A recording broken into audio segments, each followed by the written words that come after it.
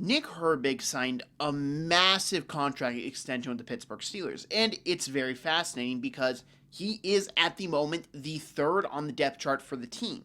Now, what does that mean? Well, most likely one of Highsmith or Watt is most likely moved next offseason as his contract comes into play then.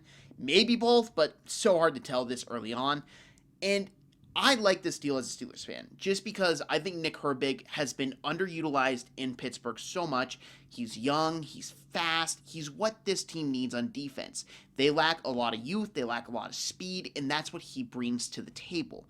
Highsmith and Watt are both talented football players, but they're also not in their prime anymore. Highsmith maybe had his best season of his career last year, but he still struggled with injuries. Now, when you look at TJ Watt, it's very interesting because there is a sense of loyalty to Watt, as he was the guy of the Steelers for a good bit, really, of the past decade.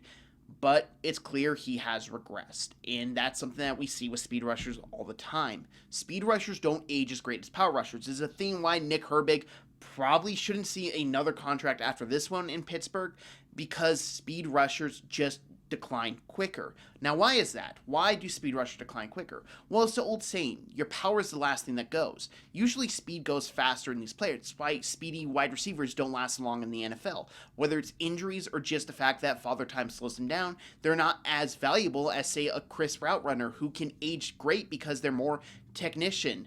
A jump ball receiver ages better than a speedy wide receiver because they don't rely on their speed as much. They rely on their jumping ability. They rely on their power ability in contested catch situations. It's why we see guys like Myles Garrett who really are just great all the time because their power rush ability tends to stay with them longer than if they had a speed rush ability. And that's what we see with TJ Watt. TJ Watt is a great pass rusher. He's one of the best in the past 20 years of football, but we've seen this many times before.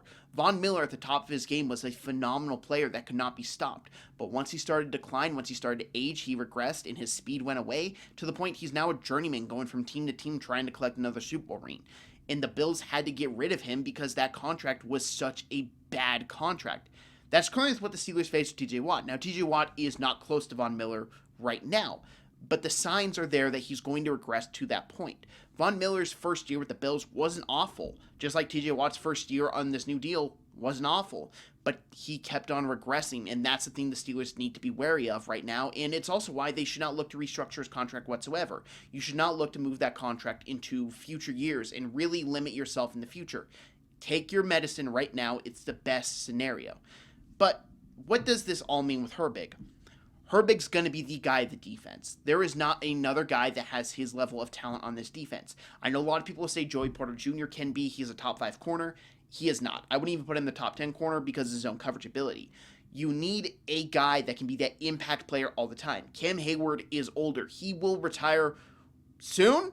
Maybe I shouldn't give a timeline on Cam Hayward's retirement because we've all been saying this for how many years that, he can't keep this up. Yet last year was his best year of his career, which was phenomenal.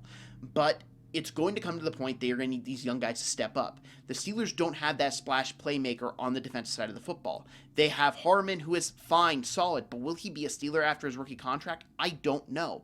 Patrick Queen is most likely gone after this year. Peyton Wilson hasn't done anything to really support him being a guy of the team long term. They have so many players that, they're fine, but they're not the guy.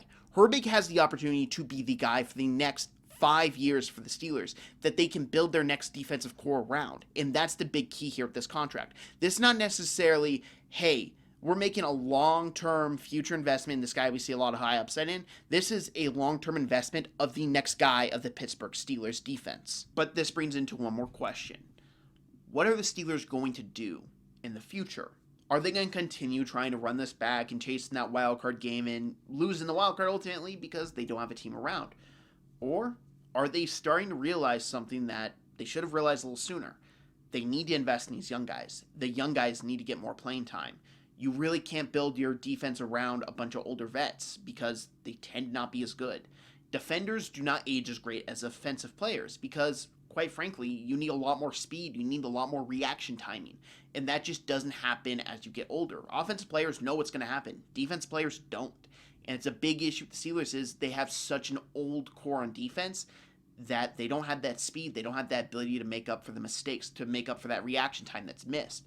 And that's why I think Herbig is such an important cog in the Steelers' future, because he is young, he is dynamic, he is fast, and he is the guy that they really need to model the organization around right now for the direction this team needs to go in. Thank you very much for watching this video. If you like this video, hit that like button for the new channel, hit that subscribe button for me to share this. I greatly appreciate this. This is just the start of more and more Steelers content coming during the season. I am a Steelers fan. They will be my primary focus team for this entire season and for going forward in the future, but also there will be other teams I will talk about. I have other videos prepared, including a Buddy Nix video that's going to be launching right before training camp, talking about the disastrous tenure he had at the Buffalo Bills. So I hope you stay tuned for that, and I hope you all have an amazing day.